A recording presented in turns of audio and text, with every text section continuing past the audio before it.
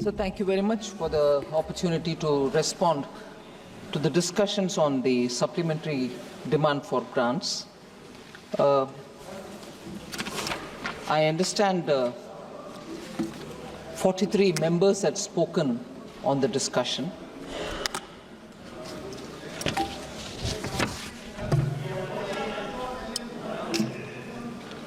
This is the first batch of supplementary, sir.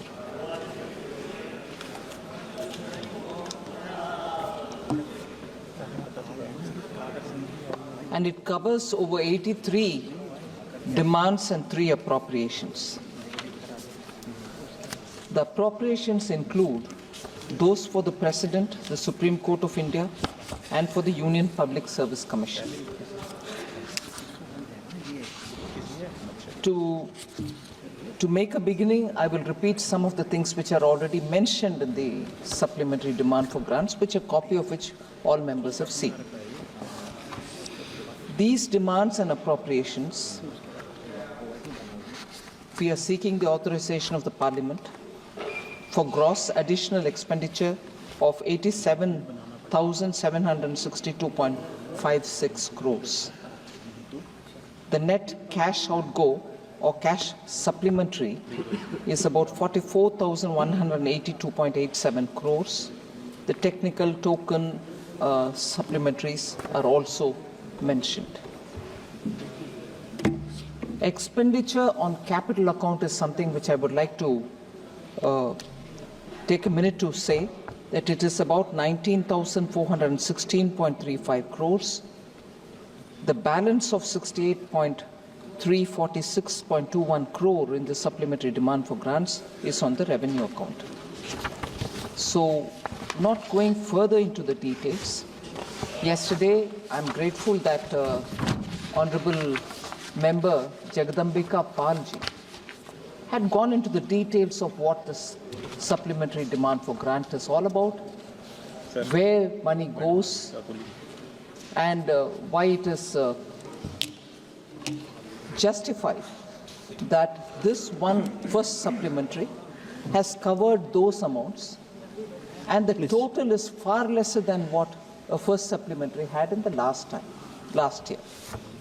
So he had rightly placed the emphasis saying, look at where the money is going. It's going for farmers, it's going for the revenue expenditure of defense, but on farmers' account again, it is going for fertilizers and so on. So without spending more time on the details of those, I'd like to go back to the discussions itself and respond to the members and their seeking clarification so that we focus on the debate straight away. Sir, questions on the economy, Madam, I'm sorry, I keep referring to you as Sir. Madam, there were a lot of interest on the economy-related issues. Honorable members have asked questions about what is it about the economy that you can answer. We have got questions to ask. I'll try to address some of them.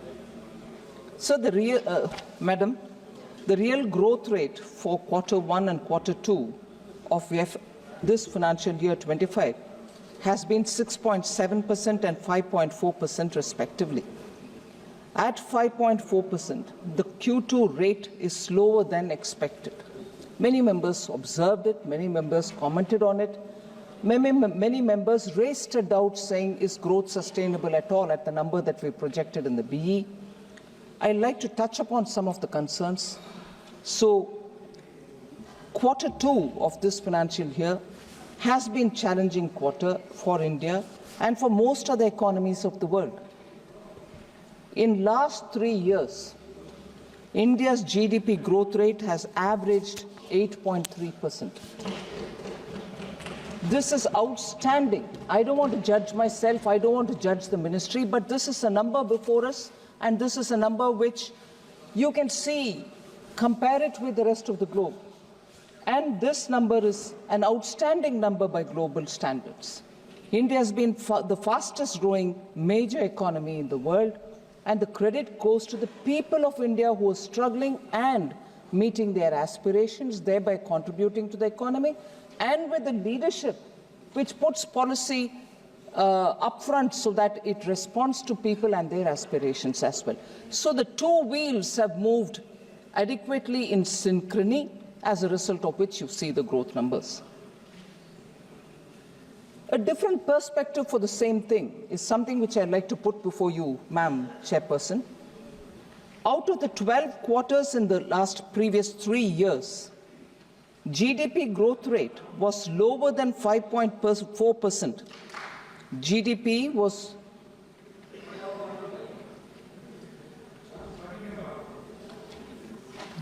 growth rate was lower than 5.4% in 2 quarters.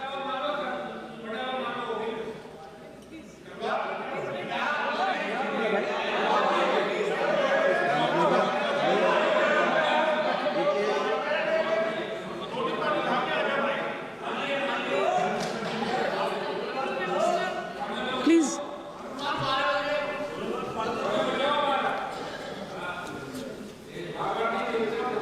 And she gets involved. I'm not able to understand, ma'am. Ignore him. Okay. So out of the 12 quarters in previous 3 years, GDP growth rate was lower than 5.4% in 2 quarters, quarter 4 of 21-22 and quarter 3 of 22-23. So it's important to understand that this drop happened just 2 quarters in the last 12 quarters that we're talking about. So let us not sort of pick on that one and predict future. This has been a steady growth and a steady sustained growth. So I'd like to place that perspective with the numbers before me. The regular union budget was passed by the newly constituted Lok Sabha post-parliamentary elections in middle of August 2024.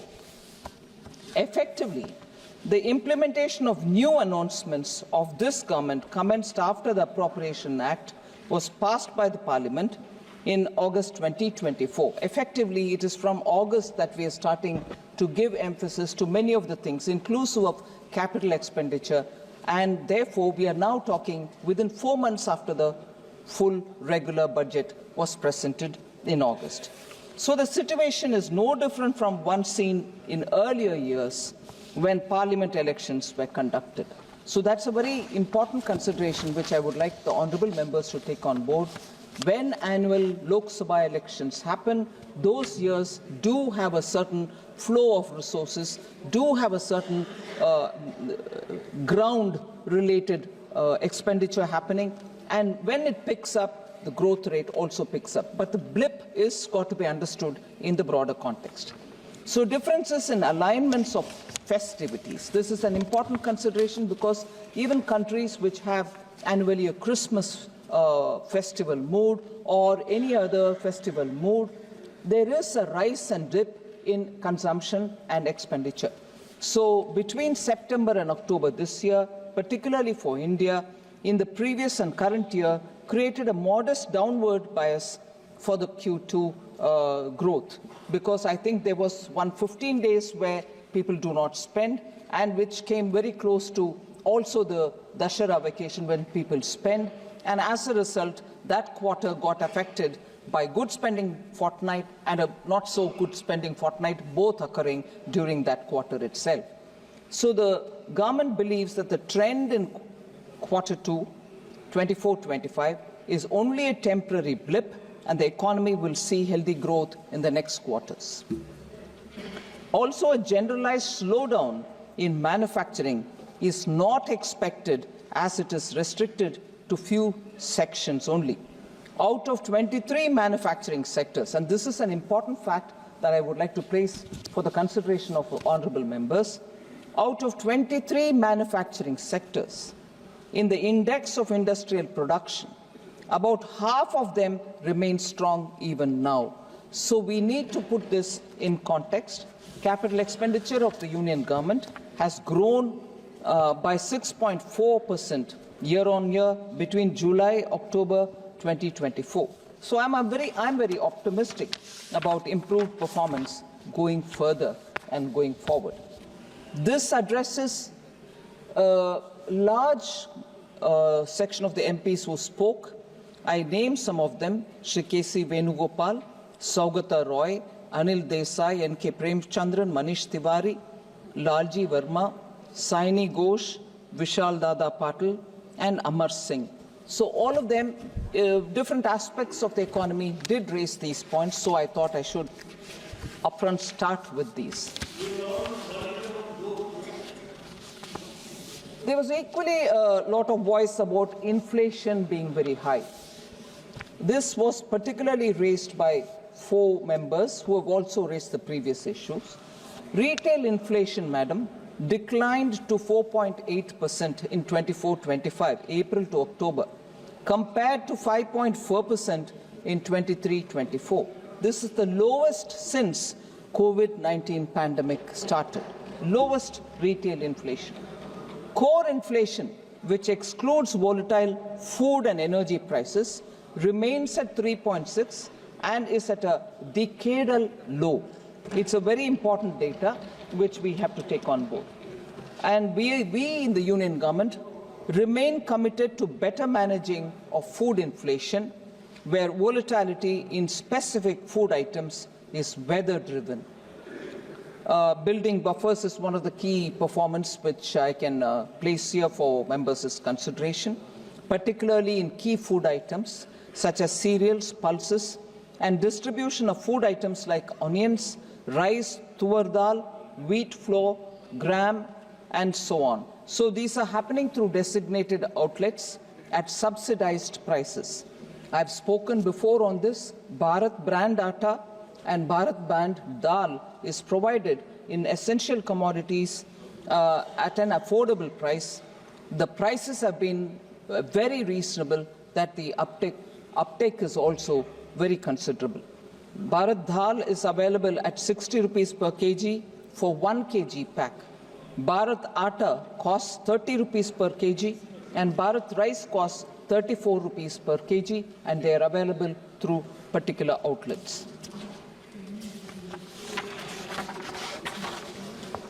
Madam, the discussion again on the inflation is normally taken for the number that is revealed in the latest quarter, but I would again like to put a perspective before honourable members. Most often I've done this, and I think there is merit for us to look at it in this way, because it is important to understand the context and also the perspective to keep it as wide as possible. Madam, 1999 to 2004, headline inflation was controlled at 3.9%. The reason why I'm bringing this is something which I'll explain a bit later, but I'm laying the ground for that inference. Headline inflation was controlled at 3.9% between 1999 and 2004. Between 2004 and 2009, inflation surged to 5.6%, and again, you can compare it with the previous 99 to 2004, which I'm talking about. But when you came to 2009 to 14, it spiraled to 10.2%, representing a catastrophic failure to control rising prices. Come again to 2014 to 24, inflation was brought back to 5.1%. The pattern that is emerging, if you look at it for the last 25 years nearly, is NDA period times inflation is well under control, whereas non-NDA, particularly UPA, it touches double digit. So let us not forget this pattern when we want to criticize one another about inflation and inflation control. Food, sorry.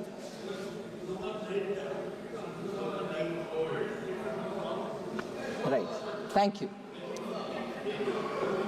Thank you. You can be similarly introspecting on the impact of COVID and the wars which are happening now. No, ma'am. Thank you. Food inflation, madam, similarly. Food inflation was a modest 2.2 during 1999-2004. 2004 to 9, it reached 6.5. 2009 to 14, it reached 11%, and 14 to 24, it's back to 5.3%. So the pattern is consistent. 25 years, you split it between UPA or non-NDA and NDA, you see inflation is better controlled under NDA regimes. Madam, Honourable Member Manish Tiwari, I can't see him here, but I would like to respond to him, was talking about fuel inflation. I quite appreciate his concern because this can affect poorer families as well. I want to place the data before. Under UPA 2, the fuel inflation was 8.9% compared to the 10 years between 2014 to 24, which is at 4.4%. But I just want to highlight the fact for Honourable Member Manish Tiwari's question. He talked about the LPG cylinder, and I'm sure this is something which most members will be interested in knowing about. Under the Congress, LPG cylinders were a privileged and scarce commodity. Before April 2014, nearly 45% of the Indian households didn't have access to clean cooking fuel. In contrast, madam, LPG coverage under the NDA has reached near saturation. Total domestic active LPG customers have more than doubled from 14.52 crore in April 2014 to 32.65 crores as of June 2024. Madam, an approximation, I'm not giving an exact number, it is expected, or approximation is, there are 33 crore households in this country, approximate, and 32.65 crore have got LPG cylinder connection. Near saturation in making sure gas cylinders reach every household. So I must credit the Ministry of Petroleum and Natural Gas for having taken this distribution of LPG to households. Since after Ujjwala came in, we have made sure that many of those families which gave up the extra cylinder on Honourable PM's nudge that he gave, saying, please, those who don't need the subsidy, give it up. Many people gave it up. But Ujjwala grew as much as also the others who don't need Ujjwala. So total saturation is 32.65 crores. And from among this number, 10.33 crore Ujjwala beneficiaries also are there. So this 32.65 crores includes Ujjwala 10.33 crores. Ujjwala 14.2 kg LPG cylinders, 14.2 kg, the weight of the cylinder, is given at an effective price of 503 rupees per cylinder. I want to highlight the fact that if we are to compare India with its immediate neighborhood, you'll know that India's LPG cylinders is very reasonably priced for the Ujjwala consumers that I'm talking about. Ma'am, the neighboring countries, as of 1st November 2024, the prices are like this. Nepal, it is 1,209.21 rupees. And I'm saying it in INR, Indian rupees. Sri Lanka, it is 1,211.24 rupees. Pakistan, it is at 1,095.41 rupees. And for Ujjwala customers, it is in India 503 rupees only. And immediate question would be, what about those non-Ujjwala? Because it's an essential thing for a household. Effective price of non-Ujjwala consumers, and I'm talking about New Delhi, is 803 rupees. So I want a clear appreciation of the fact, appreciation not so much for appreciating, but for recognition of the fact that compared to the neighborhood, India's LPG prices, even for non-Ujjwala, is far lesser than what it is like in our neighborhood. Manish Tiwari, member at Translation, but that was essentially for his particular question. Madam, there were concerns expressed also about unemployment being very high. Several members raised questions on it, and I highlight some of the facts. The All India annual unemployment rate has been declining according to the periodic labour force survey report. Beginning 2017-18, it's been falling from 6.0% in 17-18 to 3.2% in 23-24. Unemployment rate was 6% in 2017-18. Today it has come down to 3.2%. And this is accompanied by a rise in the labour force participation ratio and worker to population ratio figures as well. A very important factor is the gender component, madam. The female labour force participation rate has been on the rise for the past 6 years, from 24.5% in 2018-19 to 41.7% in 23-24, and we'll be glad to know that this is largely driven by rising participation of rural women into the labour force. So this is a very noteworthy transformation that we are seeing. I would like to put it before you, Honourable Chairperson. According to the latest payroll data of the EPFO, cumulative net addition of EPF subscribers, which very clearly shows the formal employment. So cumulative net addition of EPF subscribers touched 91.1 lakh in first half of this year, that is 24-25, which is nearly 29% higher than the cumulative net additions of 70.5 lakhs in the same period last year. So it's an important, and we are clearly talking about the net addition. It's not the numbers who have gone, we've ignored it or anything like that. We are talking about net addition. Nearly 2/3 of the new subscribers in the EPFO payroll have been from the 18 to 28 years band. So for all of us who rightly have concerns about the youth of India, I would like to show this figure that the net addition to the EPF subscriber numbers has 2/3 of them coming from those in the age group of 18 to 28. So the youth of India are coming on board and getting into EPF-related registers. Madam, there was also concern and a lot of discussion about the procedure not being followed in sanction of contingency fund advance. I think it was member N.K. Premachandranji who raised this point. I'd like to respond to him because I think he highlighted, I appreciate the fact that N.K. Premachandranji gets into a lot of granular details of the budget and also of the financial rules.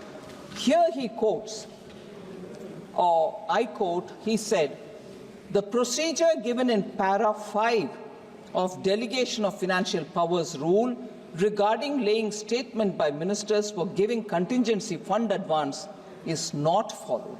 That was his concern. I'd like to remind member N.K. Premachandranji that the procedural issue which you raised about withdrawals of contingency fund, an advance of 100 crores given to MNRE for the PM Surya Ghar. Am I right?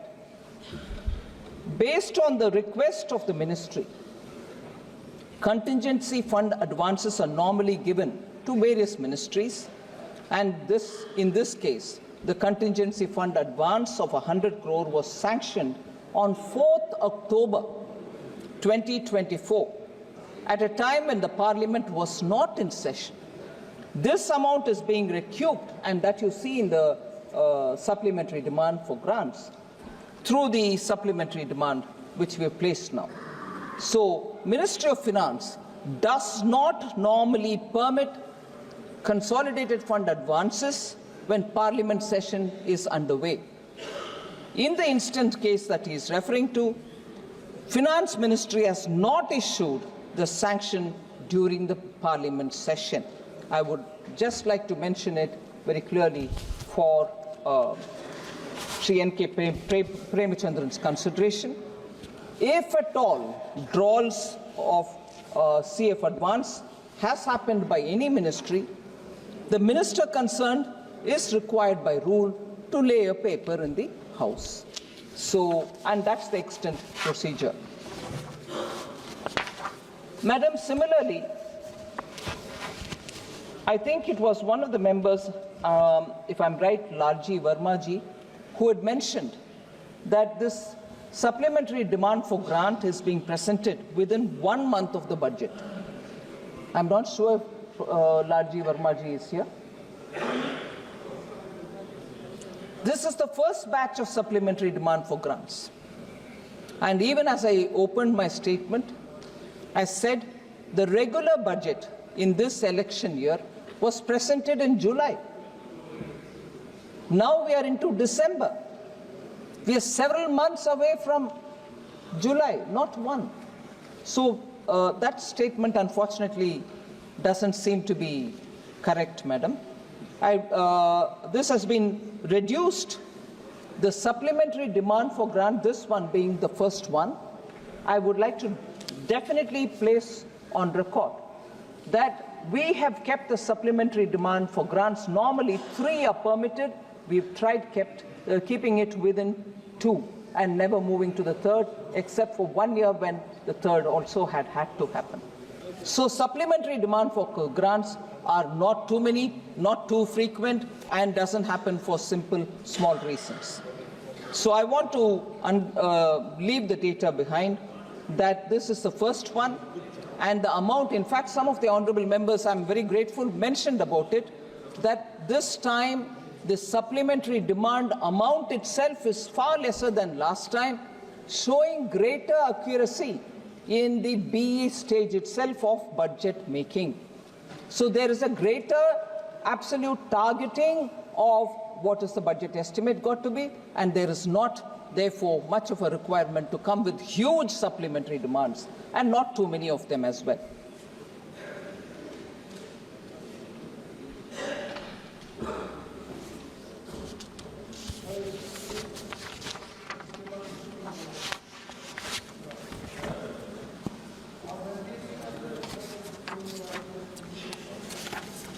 Ma'am, there's been a concern about sustaining growth. I broadly spoke about the growth and growth-related figures earlier. But what are the specific steps that the government has taken to push and to sustain growth was one of the questions. As much as private sector investment slowdown and more investment on infrastructure have all been points on which a lot of members have raised their concerns. I'd like to broadly say that even at the beginning we said there has been considerable emphasis on capital expenditure. Repeated every year, our capital expenditure amounts are only growing, not in just actual numbers, in percentages as well. That this year we allocated 11.11 lakh crores for capital expenditure.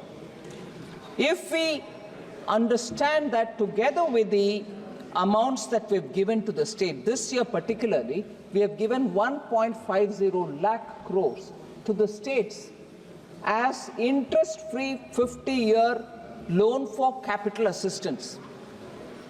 If effective capital expenditure of the union government is taken on board,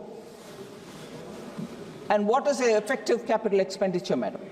Includes budgeted capital outlay and grants and aid for capital creation. If these two are put together, you get the effective capital expenditure figure. And while 11.11 lakh crores is the capital expenditure announced in the BE, effective capital expenditure inclusive of our capital assistance to the states, interest-free, it is pegged at 15.02 lakh crores, madam. one of the highest in Government of India's history. This is the amount we are giving for capital expenditure, which has given a big role also for the states to build their capital expenditure account. And as a result, I think steps that we're taking to push for growth and to sustain growth are going through this route of capital expenditure so that the multiplier effect, which will spread through the economy and therefore give a greater traction and multiplier effect to the economy itself, will be bigger. Because I think we've spoken about this as well, which I'd like to emphasize again, that for every rupee spent on capital account, the multiplier effect that you get touches even 3.48, sometimes 4.3. That is the kind of multiplier you get when you spend on capital account. Whereas if you spend on revenue account, for every 1 rupee, you would get only 0.98, less than 2 paise, less than 100 paise, which is 1 rupee. So that is not going to benefit if we just spent money or put money in the hands of the people, promote immediate consumption so that people can go out in the market and buy the essentials. They are important. But the multiplier that gives is far lesser than the multiplier that you would gain when people are given in situ jobs because projects are running, capital assets are being built. We have gone through that route, and this time the effective capital expenditure of the Government of India is at 15.02 lakh crores. What are the expenditure on which this amount is getting spent? Regional connectivity, robust highways, railways, coastal shipping, digital infrastructure, and multimodal logistics are areas in which we are spending this money, and also addressing skill deficit through package of 5 schemes which we have announced in this budget itself. And these have given results. So it's not as if I've spent the money, we don't know what is the outcome. The results are there for everyone to see. Increase in gross fixed capital formation to 30.8% of the GDP in 23-24, compared to an average of 28.9% between 2014-15 and 2018-19, pre-pandemic years. So pre-pandemic years, you had 28.9 gross fixed capital formation, whereas now it's gone up to 30.8%. Also, private investment by non-financial firms, about 3,200 firms, an independent research looked into it and said 11.6% is the growth in private investment by non-financial firms. That itself will explain. I'm talking not about the banks, not talking about the NBFCs, but other firms which are in the private sector. An improvement in the ranking of the World Bank Logistics Performance Index from 54th place where we were in 2014 to 38th place in 2023 to 44th place in 2018 and to 22nd place in 2023, particularly under international shipments category. Ma'am, you probably are aware that in every session of the budget, we have questions on tax devolution to opposition-ruled states, and that they have been reduced, particularly for Kerala, Karnataka, and Himachal Pradesh. Shri K.C. Venugopalji asked about it. I'd like to again, like the way I do in every session, again answer this question. Tax devolution to states is based on the formulation and the recommendation given by the Finance Commission. Within first 45 months of the 15th Finance Commission, the current Finance Commission, the tax devolution to these states is more than the total tax devolved to these states in the entire period of the 14th Finance Commission. Entire period of the 14th Finance Commission, 5 full years, and you can take 45 months of the current Finance Commission, which is just about 4 years and about a couple of months, 3 months. I'm going by state, madam. Karnataka during the 14th Finance Commission, which is like between 2014 and 2019, had 1,35,044 crores devolved to it. And within the 45 months of the current Finance Commission, they have received 1,41,937 crores, already much more than the entire five-year period of the previous Finance Commission. Himachal Pradesh received 20,830 crores during the 14th Finance Commission's entire period, whereas what they've received in the first 45 months of the current Finance Commission is 32,087 crores. Kerala, 71,713 crores during the earlier Finance Commission during its entire period, whereas in the 15th Finance Commission, which is the current Finance Commission, and in the first 45 months, 75,171 crores. So, no question, madam, on time, much more is what is being devolved to all states, and there is no difference between which state is ruled by which party. Everybody gets what their due is, and that's the principle with which Prime Minister Modi guides me, and that's what we do.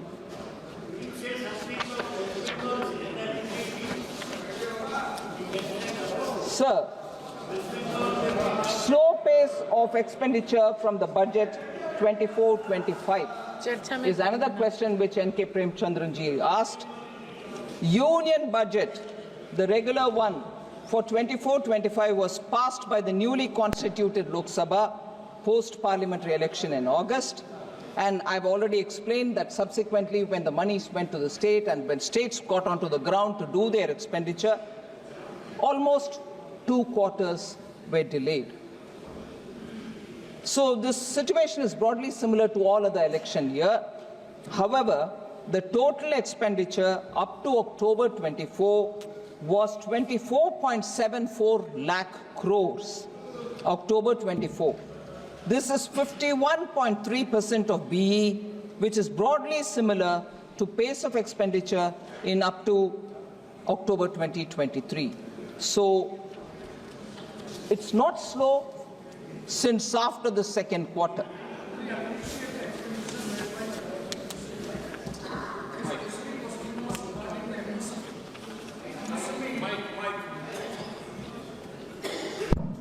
Madam, I fully appreciate the expenditure made by the government during the 6 months, 51.3% of the total expenditure, more than that of the total budget allocation. My point was the most labor industry sector, that is the MSME, the budget outlay was 22,137.95 crores. There is a revised outlay. I can't understand what is the revised outlay at this juncture. And further, the expenditure till 12/1/2024, it is 992 crores. That means just lower than 15%. When the total expenditure is more than 51.3%, how in the MSME sector alone it is come just less than 15%? That was my question I have raised. Madam, I'm thankful to Honourable Member for giving that clarification. I want to be sure that I don't repeat, but I would like to emphasize on the point that this budget gave particular 5 different schemes to enable the MSMEs to have greater liquidity in their hand, greater access to credit, and like never before, and I say this in particular, MSMEs only had working capital given to them. Our government has now made a provision for them to also have term loans for doing their business, which means they can take the loan from the bank and invest in plant and machinery. But they are, after all, small firms. They will not have huge collaterals to offer. They won't have security to give. So I'm grateful to the Honourable Prime Minister, who very clearly said, if we gave assistance for the small traders on the street, Swanidhi, we gave assistance for women and small people who are doing their business, PM Mudra, all of them are sovereign guaranteed, collateral free. Similarly, for the term loan that we are giving to the MSMEs, we are provided for sovereign guarantee. For the first time in this country, so Honorable Member Prem Chandran be informed on this, that MSME never had that provision in all free India, 1947 onwards, for a term loan and a sovereign guaranteed term loan. We have given that this time. But on the specific point of why it is not spent or why it is not acquiring that much of within this year traction, the same is the case. If the budget was passed in July and the department has to do it all in the ground within the next 4 months, it will have its own difficulties. But that's not to say this program will not continue. It will continue with the same gusto. So I want the fact that this year has a peculiarity, vote on account, a regular budget in July, and after which, when expenditure has to happen in all sectors with the same speed, some ministries do take the time. I'm going around visiting MSMEs clusters, establishing SIDBI branches there, asking SIDBI to give more loans to the MSMEs under the newly designed post the regular budget schemes. So I appreciate your concern on MSME, but it's not being brought down.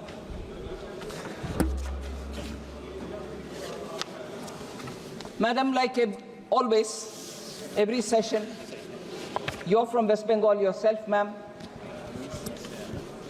And I've heard Professor Saugata Roy interrupting to say, would you also speak on this? I'm speaking now.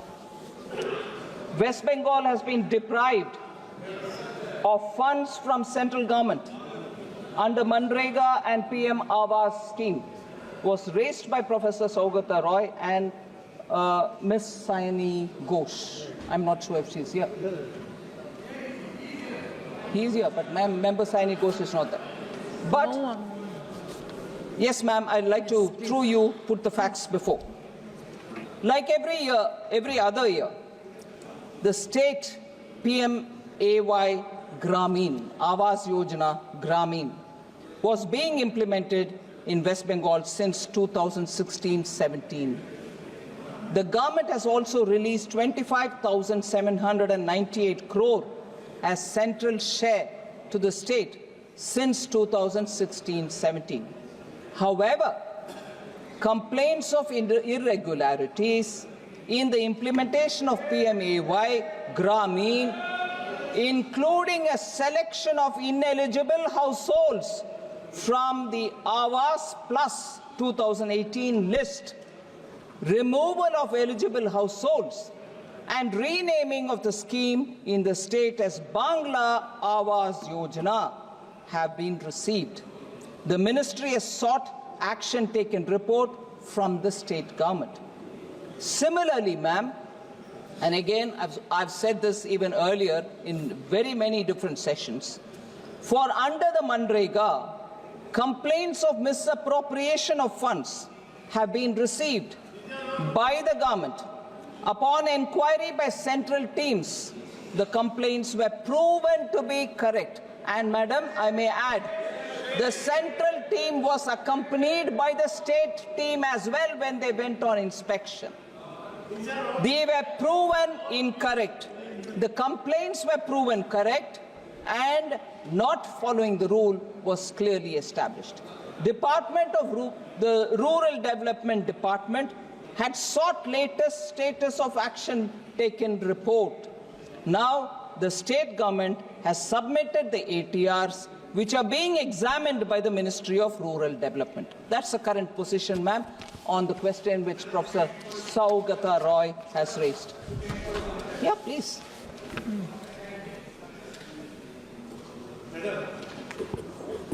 What I want to suggest or what I want to submit, if any corruption happens in any part of the state, total amount of money, why it is being kept stocked, where possibility of inquiries appears, central team, state team jointly detected any area, stop sending money over there. But for few places or for one or two places, you are blocking the total money. What would be my suggestion, what would be my request to you, to release the amount to the particular state who have due from the center more than 1 lakh crore of rupees as a whole. So would you kindly take up these two issues, Manrega and Awas Yojana?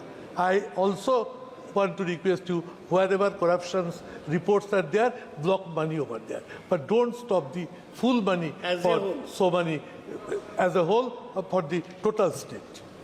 But haven't we stopped it on that ground only now? Yes. Please, Honourable Member. Ma'am, Chairperson, the Honourable Member is putting forth a suggestion, saying stop it where the corruption has happened, don't stop entirely. We've not stopped entirely for all over the country. We've stopped where the corruption has happened. उनके सुझाव है कि मैं पूरे देश में रोकना नहीं है, जहां करप्शन हो रहा है वहां रोकने के लिए मैं वही तो कर रही हूं। बंगाल में करप्शन हुआ, उसको रोकूं।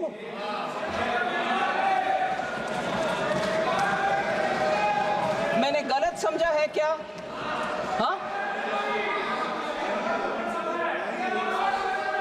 हाँ जी, आपके ओन स्टेट के विषय में ही मैं बोल रही हूं ना। यू वांट इंग्लिश और यू वांट माई टूटा फूटा हिंदी?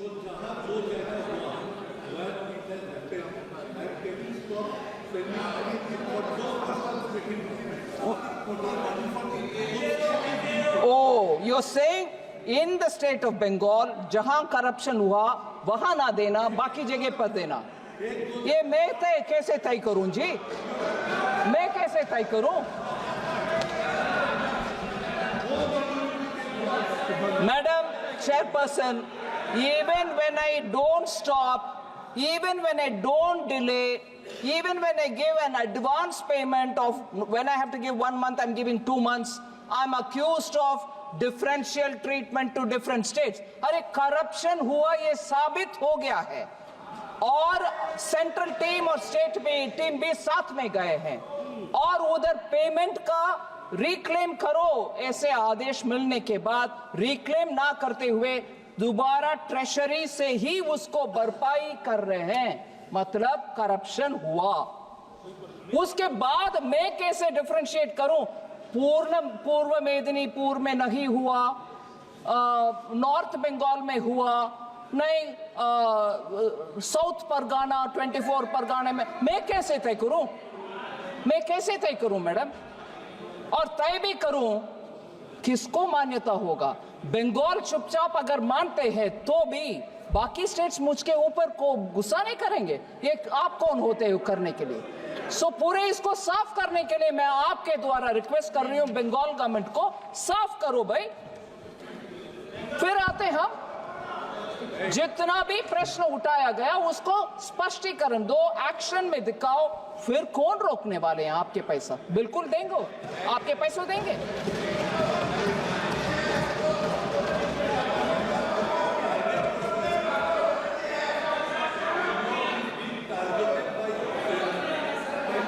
दिन तक आप ये करेंगे, आपका जो purpose to make your party more influence in the state, it will never happen. Result will always be 6-0. Give money to the state. Poor people, hungry people are hungry. People are crying for hunger. So take care. I repeat you. I request you with folded hand. Sare taka, all money being kept detained. It cannot happen for a particular state. Madam Chairperson, I fully appreciate the concern. Our intention is not to put anybody to difficulty. But strictly, if you allow me 1 minute of indulgence, for the political observation which Honourable Member has made, आप जब तक ये करते रहोगे, आपका seat नहीं मिलेगा बंगाल में। मान लो ये सच है, फिर आपको क्या दिक्कत हो रही है भाई? खुश रहो, पूरे जीतो, पूरे आराम से बैठो ना। हो रही है दिक्कत, जनता देख रही है। गरीब के पैसा किसके हाथ में जा रहे, पार्टी वर्कर्स में हाथ में जा रहे, ये अभी खुलासा हो गया है। इसीलिए दिक्कत हो रही है उधर, इसीलिए दिक्कत हो रही है। और जब हम उसके लिए तैयार हैं, आते हैं स्टेट में, आपके टीम के साथ ही जाते हैं, अकेला नहीं जाते हैं। आपके टीम साथ में रहने के बाद भी दिखता है कि घपला हुआ,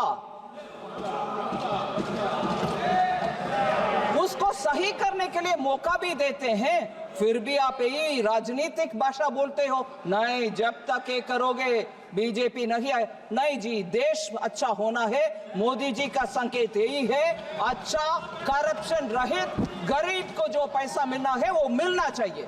जहां घपला होते हैं हम साथ नहीं रहने वाले हैं।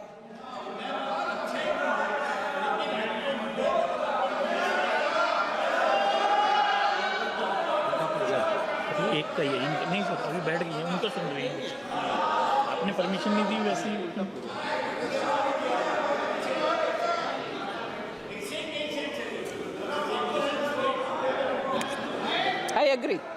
I agree on that. Center and state will have to work together. I agree on that. Honorable Chairman sir, Speaker sir, मैं सिर्फ दो विषय स्पष्टीकरण दे देती हूं, क्योंकि मेंबर देवेंद्र यादव जी दिखाई नहीं दे रहे, मगर वो एक इम्पोर्टेंट प्रश्न पूछे और वैसे ही सुप्रिया सूले जी भी पूछे। हाँ, all right, yeah, I'm coming, I'm trying to answer as much as possible. Sorry. Honourable speaker sir, मैं सिर्फ ये बोलना चाहती हूँ कि एक माइल पोस्ट रखते हैं प्रोफेसर सौगता रॉय डिस्टर्बेंस करने के लिए, ठीक है, आदत हो गए हैं हम सबको। फिर एक विषय उठाते हैं, उसको मैं पूरे विवरण के साथ जवाब दे दी। अभी दूसरे माइल पोस्ट, सिर्फ इनको ही मैं अटेंड करते रहना चाहिए, बस कोई और का जवाब देना नहीं। सो ठीक है सर, ब्लैक मनी के ऊपर सुप्रिया जी और देवेंद्र यादव जी ने प्रश्न उठाया। सॉरी, धर्मेंद्र यादव जी ने। इसमें बहुत सारे स्टेप्स सरकार ने उठाए। Action has been taken on very many unaccounted, undisclosed foreign assets. मैं 3 कैटेगरी में उसको लगा रही हूँ।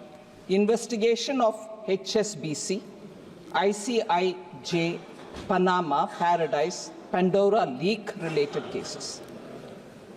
In connection with all these, information has been received through various leaks like Panama paper leaks, Paradise paper leaks, Pandora papers leaks, HSBC, ICIJ. Intrusive actions were taken in 120 cases. Further, undisclosed income of 33,393 crores have been detected under the 582 cases which have been taken up. A multi-agency group consisting of representatives from various enforcement agencies, organizations, has been taken up by the government for expeditious and coordinated investigation of various categories of foreign assets, such as Panama paper leak, Paradise, and Pandora. The second, which I want to highlight, sir, is the constitution of the SIT on black money. The government, of course, has constituted a special investigation team, and that's working from 2014. Meetings of the SITs are regularly taken up, and action taken report is also reviewed. Particularly, cases involving undisclosed foreign assets and income have really been monitored. Enactment of Black Money Act 2015, the government enacted a comprehensive and stringent new law, namely the Black Money Undisclosed Foreign Income and Assets and Imposition of Tax Act 2015 that has come into force from 2015 July. The salient features of this Black Money Act, sir, are 30% of taxes imposed on any undisclosed foreign income or foreign assets, and an additional amount, a penalty of 90%, 3 times the amount of the tax, is also imposed on them. Penalty for failure to furnish returns or undisclosed or inaccurate details of foreign assets are also levied. A penalty of 10 lakhs is levied, and so on. Then there is a lot of through the court action. For the effective administration of the Black Money Act 2015, sir, the creation of a foreign asset investigation unit has been established. 29 foreign assets investigation units are set up under the Directors General of Income Tax Investigation all across the country. Proceedings under the Black Money Act 2015 as of June 2024 in about 697 cases, raising a demand of more than 17,520 crores that's been raised. 163 prosecutions have been launched. Foreign asset schedule has been issued in the ITR. Then number of taxpayers disclosing, this is a very interesting information, sir. Number of taxpayers disclosing foreign assets were 60,467 in the year 21-22. Now it is 2 lakh taxpayers in 24-25. The Black Money Act is actually having a deterrent effect on a lot of taxpayers, that today they come forward on their own to disclose their foreign assets. Sir, very important data is 82 cases till 30 June have been referred to the ED under the PMLA Act. 82 cases. Sir, specific numbers were asked. Total tax collected under the BMA, Black Money Act, in crores of rupees is 2,655 crores as of June 2024. Total money raised under the Black Money Act. Number of cases in which assessments have been passed are 697. Demand raised 17,520 crores. Number of cases in which penalty has been levied, 341 cases. Penalty levied in crores, 9,971.47 crores. Prosecution launched, 163. Number of cases where assessment is pending, 531. Number of cases where penalty initiated and pending, 532. So these are the actual figures to show that the PMLA and the Black Money Act are actually giving their due returns of the taxpayer money, which is got to be obtained for the sake of the country. On the PMLA, sir, on the PMLA, ma'am, sir, the Honorable Speaker, sir, ED has successfully restored properties valued at least 22,280 crores, and I'm only talking of the major cases. We all question about ED. The return and also the money which have been claimed by the ED is this one. Restored properties of 22,280 crores in major cases. And I would like to list the number of cases, sir. Vijay Mallaya case, 14,131.6 crore, complete amount of the attached property has been restored to the public sector banks. So there's no way in which I can go on listening to very many members who, without the facts, go on saying, no, haircut has happened, big people are allowed to take the money, small people are being punished. No way. We've not left anyone. Even if they fled the country, we've gone after them. ED has collected this money and given back to the public sector banks. 14,131.6 crores only from Vijay Mallaya. Nirav Modi.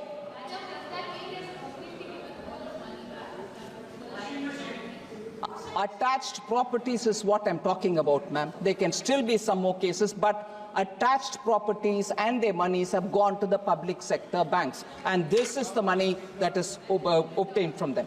Nirav Modi case, 1,052.58 crores has been restored to the public and private banks. National Spot Exchange Limited, NSEL scam, 17.47 crores have been obtained and given to the banks. SRS Group, which is the SRF Group's Pearl City and Prime projects in Gurugram, 20.15 crores, that is the property restored. Rose Valley, 19.40 crore. Surya Pharmaceutical Limited, 185.13 crore. Novera Sheikh and others, the Hira Group, 226 crore. Amrutesh Reddy, Naidu and others, 12.73 crores. Mehul Choksi and others, 2,565.90 crores have all been taken. And then liquidators in the different Geetanjali group of companies to carry out valuation and auction of the attached or seized properties worth 2,565 crore is also happening. Nafisa Overseas and others, 25.38 crores. Bhushan Power and Steel Limited, Supreme Court ordered restitution of assets worth 4,025 crores to JSW via its December 11 orders. So it is important to recognize, sir, that we have not left anybody in economic offences. We are after them. We will be making sure that money which has got to go back to the banks will go back. Thank you very much, sir.